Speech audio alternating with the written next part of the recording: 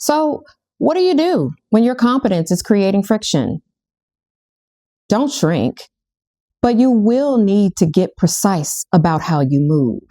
The first thing I'd recommend is to stop over-explaining, because over-explaining invites increased and unnecessary evaluation. I'd also stop volunteering access to your process. Not everyone needs visibility into how you think, especially if they don't know how to value it. You need to become intentional about where you spend your energy. Every room is an opportunity for assessment. And when you pay attention, you'll start recognizing patterns faster. Who amplifies, who reframes, who distances, and you adjust accordingly.